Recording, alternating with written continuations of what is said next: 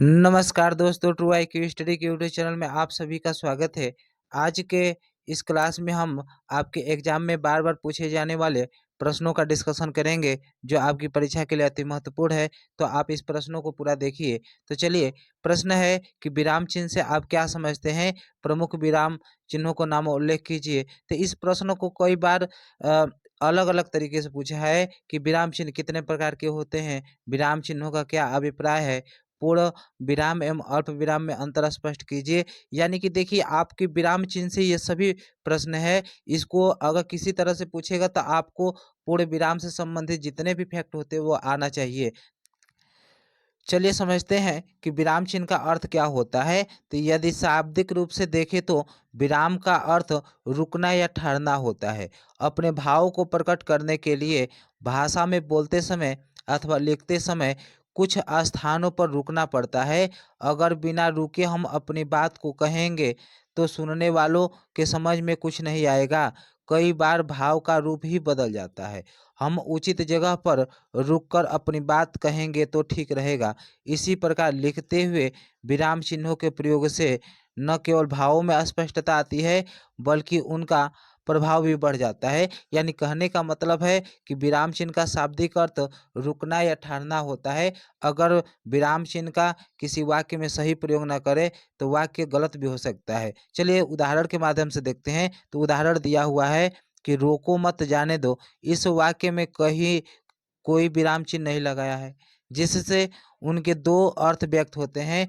पहला अर्थ व्यक्त होता है कि रोको मत जाने दो, यानी कि उनको रोकने की बात कर रहा है। और दूसरा अर्थ व्यक्त होता है कि रोको मत जाने दो, यानी नहीं रोकने की बात कर रहा है। कह रहा है कि रोको मत जाने दो, यानी उनको जाने देने की बात कर रहा है। यानी कि देखिए, यहाँ पर विराम चिन्ह का इधर उधर प्रयोग करने से, यहाँ पर रोको के हैं विराम लगाए हैं तो वहाँ पर हम लोगों को रोकने की बात कर रहा है, और यहाँ पर रोको मत के यहाँ विराम चिन्ह लगाए हैं तो यहाँ पर जाने की बात कर रहा है। तो देखिए, यहाँ पर विराम चिन्ह का सही प्रयोग नहीं किए हैं तो हम लोगों का जो अर्थ है अलग अलग निकल रहा है। तो देखिए, यहाँ पर आगे लिखा है कि ये दोनों अर्थ एक दूसरे के विरुद्ध है। अतः स्पष्ट है कि विराम चिन्ह का वाक्य का अर्थ तो स्पष्ट करते ही है, भाषा को सुंदर अथवा प्रभावशाली भी बनाते हैं। चलिए इसका परिभाषा देख लेते हैं। वाक्य को बोलते अथवा लिखते समय विराम को प्रकट करने वाले चिन्हों को विराम चिन्ह कहते हैं। यानी अगर वाक्य को कोई बोल रहे हैं या लिख रहे हैं तो विराम को प्रकट करने वाले चिन्हों को विराम चिन्ह कहा जाता है। चलिए देखते हैं कुछ विराम चिन्ह कितने होते हैं, कुछ प्रमुख विराम चिन्हों को देखेंगे। तो देखिए, यहाँ पर आप समझिए कि अगर जो विराम चिन्ह है तो एक इसमें आते हैं कामता प्रसाद गुरु। तो कामता प्रसाद गुरु के अनुसार विराम चिन्हों की संख्या 20 होता है, लेकिन इसमें एक जो पूर्ण विराम होता है, पूर्ण विराम को छोड़कर अन्य जो चिन्ह होता है वह सब अंग्रेजी भाषा से लिए गए मानते हैं। तो यहाँ पर कुछ विराम चिन्ह दिया हुआ है जो आपकी परीक्षा के दृष्टि से महत्वपूर्ण है, इसको हम लोग देखेंगे। तो चलिए, यहाँ पर पूर्ण विराम पहला है कि पूर्ण विराम क्या होता है। तो पूर्ण विराम चिन्ह का जो चिन्ह होता है यह इस तरह होता है। तो चलिए यहाँ पर देखें कि वाक्य की समाप्ति पर पूर्ण विराम का प्रयोग किया जाता है। यानी कि अगर कोई वाक्य समाप्त होगा तो वहाँ पर पूर्ण विराम का प्रयोग होगा। देखिए और आगे है कि प्रश्नवाचक और विस्मय बोधक वाक्यों के अतिरिक्त अन्य सभी वाक्यों के अंत में भी पूर्ण विराम का प्रयोग किया जाता है। जैसे में दे दिया है कि भारत में 1 जुलाई 2017 से जीएसटी कानून लागू हुआ। तो देखिए, वाक्य के अंत में पूर्ण विराम चिन्ह का प्रयोग हुआ है। दूसरा दिया है कि पिताजी अखबार पढ़ रहे हैं, यहाँ पर भी पूर्ण विराम का प्रयोग हुआ है। चलिए, दूसरा है कि अल्प विराम, यानी अल्प विराम का कहाँ प्रयोग करते हैं। तो देखिए, लिखते समय अथवा बोलते समय जब एक वाक्य को दूसरे शब्द से या एक वाक्य को दूसरे वाक्य से पृथक करने के लिए थोड़ा रुकते हैं, तब इस चिन्ह का प्रयोग किया जाता है। अल्प विराम का प्रयोग भिन्न भिन्न परिस्थितियों में होता है। जैसे पहला है शब्दों को पृथक करने के लिए, जैसे शेखर, फिर अल्प विराम लगा दिया है, राखी, नेहा और रोहन बगीचे में खेल रहे हैं। तो यहाँ पर देखिए, शेखर हो गया, राखी हो गया, नेहा हो गया और रोहन, तो इनके बीच में क्या किया है, अल्प विराम चिन्ह का प्रयोग किया है, इनको अलग अलग दिखाया है। जैसे यहाँ पर नीचे दूसरा उदाहरण दिया है कि सब्जी वाला आलू टमाटर, भिंडी, बैंगन आदि बेच रहा है। तो यहाँ पर देखिए सब्जी वाला जो है आलू भी बेच रहा है, टमाटर भी बेच रहा है और भिंडी भी बेच रहा है और बैंगन भी बेच रहा है। तो इसको अलग-अलग जहाँ दिखाना होगा तो वहाँ पर हम लोग अल्प विराम चिन्ह का प्रयोग करेंगे। देखिए दूसरा है कि संबोधन के पश्चात भी हम लोग किसका प्रयोग करते हैं? अल्प विराम का प्रयोग करते हैं। जैसे भाइयों, फिर अल्प विराम, मेरी बात को ध्यान से सुनो, तो यहाँ पर भी अल्प विराम चिन्ह का प्रयोग हुआ है। यहाँ पर दूसरा उदाहरण है कि मोहन तुम इधर आओ, तो यहाँ पर भी अल्प विराम चिन्ह का प्रयोग हुआ है। चलिए और 100 वाले में दिया है कि दो वाक्यों को जोड़ने के लिए भी अल्प विराम चिन्ह का प्रयोग किया जाता है। जैसे रवि विद्यालय से आकर शहर चला गया, तो देखिए यहाँ पर दो वाक्य है कि रवि विद्यालय से आया, फिर क्या किया, वह शहर चला गया। तो दो वाक्यों को जोड़ने के लिए भी हम लोग अल्प विराम चिन्ह का प्रयोग करेंगे। चलिए आगे है एक और कि तुम जल्दी तैयार हो जाओ, मैंने पिताजी से पूछ लिया है। यानी कि देखिए तुम जल्दी तैयार हो जाओ, तो यहाँ पर भी अल्प विराम चिन्ह का प्रयोग हुआ है। अल्प विराम चिन्ह का प्रयोग हुआ है कि मैं पिताजी से पूछ लिया हूँ, तो जो पिताजी से पूछने का भी काम हो रहा है और तैयार होने का भी, यानी वाक्य को जोड़ने के लिए अल्प विराम चिन्ह का प्रयोग हुआ है। एक 2 वाला दिया है कि किसी कथन को स्पष्ट करने हेतु की के स्थान पर भी विराम चिन्ह का प्रयोग होता है, अल्प विराम चिन्ह का प्रयोग होता है। जैसे शिक्षक ने बताया धरती गोल है, तो यहाँ पर देखिए शिक्षक ने बताया कि धरती गोल है, तो यहाँ पर की के स्थान पर अल्प विराम चिन्ह का प्रयोग कर सकते हैं। पिता ने पूछा कि अब तक कहाँ थे, तो देखिए की के स्थान पर हम लोग अल्प विराम चिन्ह का प्रयोग लगाएंगे। चलिए आगे देखते हैं।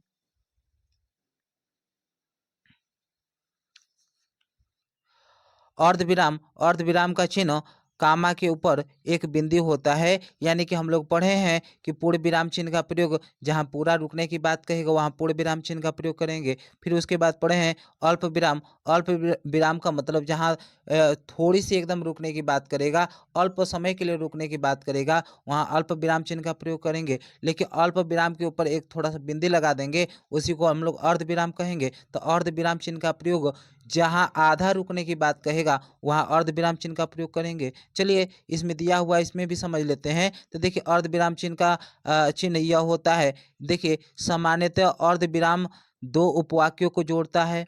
जब एक उपवाक्य खत्म हो जाता है तथा दूसरे वाक्य को और जैसे शब्दों से नहीं जोड़ा जा सकता, वहाँ अर्ध विराम चिन्ह का प्रयोग होता है। देखिए स्वतंत्रता आंदोलन से संपूर्ण देश में क्रांति की लहर लहर दौड़ गई। भला स्वतंत्रता कौन नहीं रहना चाहता था। यानी दिया है यहाँ पर कि स्वतंत्रता आंदोलन से संपूर्ण देश में क्रांति की लहर दौड़ गई। यहाँ पर किसका विराम चिन्ह का प्रयोग हुआ है। यहाँ पर और आगे लिखा है कि भला स्वतंत्र कौन नहीं रहना चाहता है। यानी कि यहाँ पर क्या कर रहा है, अल्प विराम अर्ध विराम चिन्ह का प्रयोग कर रहा है। चलिए अगला विराम चिन्ह है प्रश्नवाचक चिन्ह। तो प्रश्नवाचक चिन्ह का चिन्ह होता है, यह चिन्ह होता है। यहाँ पर देखिए प्रश्नवाचक चिन्ह का प्रयोग प्रश्न पूछने हेतु वाक्यों के अंत में सदैव प्रश्नवाचक चिन्ह का प्रयोग किया जाता है। यहाँ यानी कि जहाँ प्रश्न पूछने की बात करेगा वहाँ प्रश्नवाचक चिन्ह का प्रयोग करेंगे। जैसे बस कब छूटेगी, तो यहाँ पर प्रश्नवाचक चिन्ह का प्रयोग किया है। तुम्हारे हाथ में क्या है, तो यानी कि देखिए यहाँ प्रश्न पूछ रहा है कि तुम्हारे हाथ में क्या है, तो यहाँ पर प्रश्नवाचक चिन्ह का।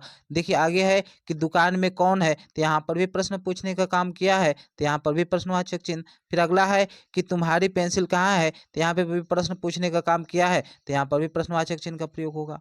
चलिए अगला है कि विस्मयादि चिन्ह, यानी विस्मयादि चिन्ह का होता है। तो विस्मयादि चिन्ह का चिन्ह यह वाला होता है। यानी कि एक पूर्ण विराम के नीचे एक शून्य लगा देंगे, तो बिंदी लगा देंगे, वही का होता है विस्मयादि चिन्ह। तो देखिए इसका प्रयोग कहाँ करते हैं, तो भाव को प्रकट करने हेतु, जैसे भय, शोक, घृणा, आश्चर्य आदि को प्रकट करने वाले शब्दों में विराम चिन्ह का प्रयोग किया जाता है। जैसे हाय यह क्या हो गया, यानी कि हाय यानी कि आश्चर्य की बात हो रहा है, तो जहाँ आश्चर्य की बात होगा, शोक की बात होगा, दुख की बात होगा, वहाँ विराम चिन्ह का प्रयोग होंगे। जैसे अरे तुम कब आए, तो यहाँ पर भी क्या हो रहा है, संभावना जताया जा रहा है, तो यहाँ पर अरे तुम कब आए, तो यानी कि आश्चर्य की बात है यहाँ पर, तो यहाँ पर भी विस्मयादि बोधक चिन्ह का प्रयोग हुआ है। छी तुम तो बहुत गंदे इंसान हो, तो यहाँ पर भी विस्मयादि चिन्ह का प्रयोग हुआ है। यानी कि जहाँ आश्चर्य, घृणा का भाव, शोक का भाव होगा, वहाँ पर विस्मयादि चिन्ह का प्रयोग होगा। चलिए आगे देखते हैं।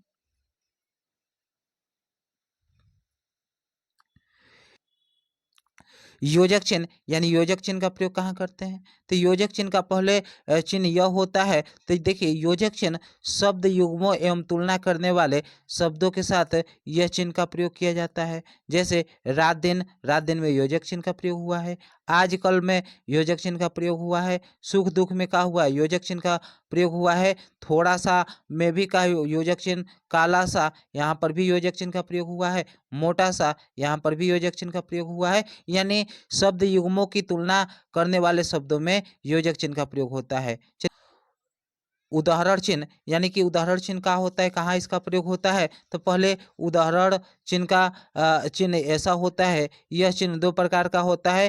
पहला इकहारा उदाहरण चिन्ह होता है और दूसरा दोहरा उदाहरण चिन्ह होता है। तो इकहारा उदाहरण चिन्ह, इसका प्रयोग वाक्य के अंतर्गत आए शब्द, विशेष, व्यक्ति, वस्तु, नाम लिखते हुए किया जाता है। जैसे यह अंश हमारी पाठ्य पुस्तक हिंदी व्याकरण से लिया गया है। तो यहाँ पर किसका प्रयोग हुआ? यह अंश जो पाठ्य पुस्तक दिया है कि यह हिंदी व्याकरण से लिया गया है। तो जो हिंदी व्याकरण है, यहाँ पर किसका प्रयोग करेंगे? तो इकहारा उदाहरण चिन्ह का प्रयोग करेंगे। फिर देखिए, अगला है कि दोहरा उदाहरण चिन्ह, यानी दोहरा उदाहरण चिन्ह का होता है। तो ऐसा होता है, दो इस तरह कामा ऊपर इस तरह लगा देंगे। तो देखिए, इसका किसी वक्ता के कथन को उसी शब्दों में वैसे का वैसे लिखने हेतु इस चिन्ह का प्रयोग किया जाता है। जैसे महात्मा गांधी ने कहा कि अहिंसा परमो धर्म, यानी कि महात्मा गांधी ने कहा था कि भैया अहिंसा का होता है, परमो धर्म होता है। तो यह अहिंसा परमो धर्मों को क्या करेंगे? दोहरा उदाहरण चिन्ह के अंतर्गत लिखा जाएगा। यहाँ पर दोहरा उदाहरण चिन्ह लगा हुआ है। दूसरा उदाहरण है कि पिताजी ने शीतला से कहा, बेटा हमेशा समय का पालन करना चाहिए। तो देखिए, इनके द्वारा पिताजी के द्वारा शीतल से कहा गया है, शीतला के से कहा गया है कि बेटा हमेशा समय का पालन करना चाहिए। तो यहाँ पर भी दोहरा उदाहरण चिन्ह का प्रयोग हुआ है। चलिए, अगला है कि लाघव चिन्ह का होता है। लाघव चिन्ह का प्रयोग कहाँ करते हैं? देखिए, लाघव चिन्ह का प्रयोग एक शून्य जैसा होता है। जैसे डॉक्टर लिखना होगा तो लाघव डॉक्टर में क्या होते हैं, उसको संक्षिप्त में लिखने के डा बनाकर शून्य लगा देंगे। तो यहाँ पर जहाँ पर संक्षिप्त में लिखने की बात आती है, तो वहाँ पर लाघव चिन्ह का प्रयोग करते हैं। जैसे डॉक्टर हो गया, मास्टर हो गया, माँ बनाकर शून्य लगा देते हैं। तो वहाँ पर किसका? लाघव चिन्ह का प्रयोग करेंगे। तो देखिए, यहाँ पर दिया है कि लाघव चिन्ह को संक्षेपक भी कहते हैं। इस शब्द को संक्षिप्त रूप में लिखने के लिए किया जाता है। जैसे उत्तर प्रदेश, तो उत्तर प्रदेश को लिखना होगा तो ऊ बना के सुनना, पर प में र बना कर सुनना, उत्तर प्रदेश। यानी संक्षिप्त रूप में लिखने के लिए लाघव चिन्ह का प्रयोग होता है। जैसे डॉक्टर को लिखने के लिए डा बनाकर फिर सुनना लगा देते हैं, तो वो क्या हो जाता है? डॉक्टर हो जाता है। तो यहाँ पर देखिए, किसी भी शब्द को संक्षिप्त में लिखेंगे तो वहाँ पर लाघव चिन्ह का प्रयोग होगा। चलिए, अगर आप के एग्जाम में यह प्रश्न पूछा जाएगा कि विराम चिन्ह ये किसे कहते हैं, इसको क्या कीजिए, कितने प्रकार का होता है, यानी किसी भी प्रकार से विराम चिन्ह से संबंधित आपके एग्जाम में प्रश्न आएगा तो आप इसको कर जाएंगे। चलिए, अगला प्रश्न देखते हैं।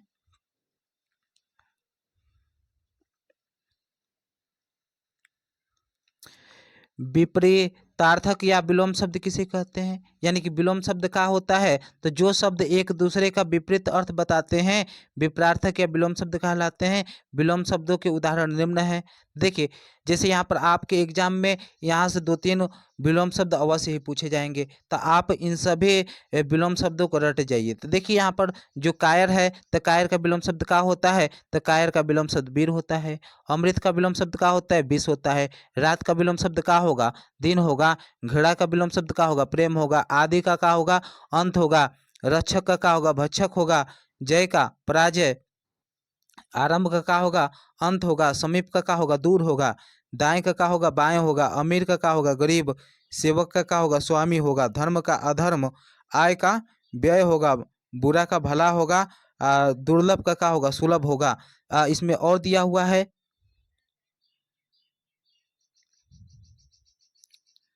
उचित का क्या होगा? अनुचित होगा। हार का क्या होगा? जीत होगा। पंडित का क्या होगा? मूर्ख होगा। यहाँ पर अंधकार का क्या होगा? प्रकाश होगा। यश का क्या होगा? अपयश होगा। गर्मी का क्या होगा? सर्दी होगा। अपना का क्या होगा? पराया होगा। राजा का क्या होगा विलोम शब्द? रंक होगा। चतुर का क्या होगा? मूर्ख। अनुकूल का क्या होगा? प्रतिकूल होगा। विष का क्या होगा? अमृत होगा। जड़ का क्या होगा? चेतन होगा। उपकार का क्या होगा? अपकार। सार्थक का क्या होगा? निरर्थक। देना का क्या होगा? लेना। आलसी का परिश्रमी होगा। स्वतंत्रता का परतंत्र होगा। धनी का निर्धन। उच्च का नीच। हर्ष का शोक। पाप का पुण्य पुण्य होता है। एकता का अनेकता होता है। यानी कि ये सभी आपके एग्जाम में पूछे हुए विलोम शब्द हैं। आप इन सभी विलोम शब्दों को रट लीजिए, क्योंकि आपके एग्जाम में अवश्य ही आएंगे यह सभी विलोम शब्द। चलिए अगला प्रश्न है, पर्यायवाची शब्द किसे कहते हैं? पर्यायवाची शब्दों के कुछ उदाहरण दीजिए। तो देखिए, पर्यायवाची जो शब्द होता है, ऐसे भिन्न शब्द जिनके अर्थ एक जैसे होते हैं पर्यायवाची या समानार्थी शब्द कहलाते हैं। पर्यायवाची शब्दों के कुछ उदाहरण निम्न हैं। जैसे असुर, असुर जो दानव होता है, धनुज होता है, दैत्य होता है, निशाचर होता है, राक्षस होता है, उसी को हम लोग असुर कहते हैं। तो आपसे पूछा जा सकता है कि असुर का पर्यायवाची शब्द क्या होगा? तो असुर का पर्यायवाची शब्द दानव, दानव होगा, धनुज होगा, दैत्य होगा, निशाचर होगा, राक्षस होगा, ये सभी असुर के होते हैं। दूसरा अमृत, यानी अमृत का पर्यायवाची शब्द क्या होगा? तो अमृत का पीयूष होगा, सुधा होगा, सोम होगा, ये सभी किसके होते हैं? अमृत के होते हैं। चलिए अगला है कि आकाश, आकाश का क्या होगा? आकाश का अंबर होगा, गगन होगा, नभ होगा, व्योम होगा, आसमान होगा। अगला है कि अश्व, अश्व का पर्यायवाची शब्द क्या होगा? तो घोड़ा होगा, है होगा, तुरंग होगा, घोटक होगा। यानी घोड़ा को, घोड़ा जो अश्व होता है, अश्व को ही घोड़ा कहा जाता है कहा जाता है, तुरंग कहा जाता है, घोटक कहा जाता है। अगला है कि आनंद, आनंद, आनंद का क्या होगा? तो आनंद का हर्ष होगा, उल्लास होगा, खुशी होगा, प्रसन्नता होगा।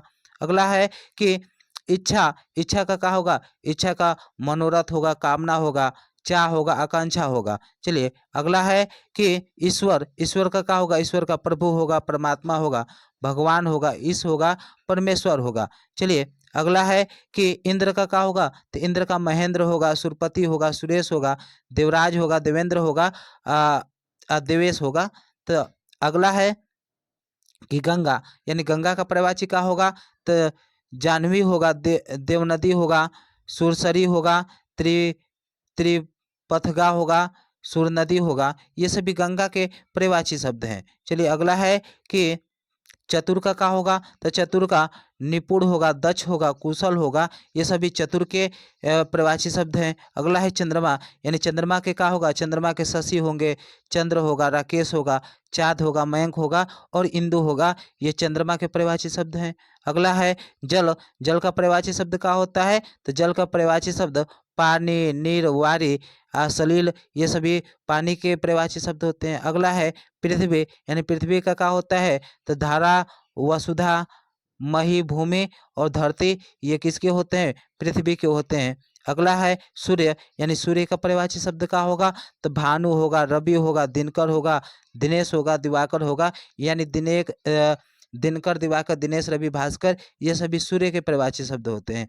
अगला है कि सिंह का क्या होगा? सिंह का वनराज होगा, केहरी होगा, पंचानन, मृगराज, ये सभी सिंह के पर्यायवाची शब्द हैं। तो चलिए आप इन सभी क्वेश्चनों को रट लीजिए, क्योंकि आपके एग्जाम में 2-4 पर्यायवाची शब्द इससे पूछ ही लिए जाते हैं। तो आप इन प्रश्नों को कम से कम 1 से 2 बार जरूर देखिए।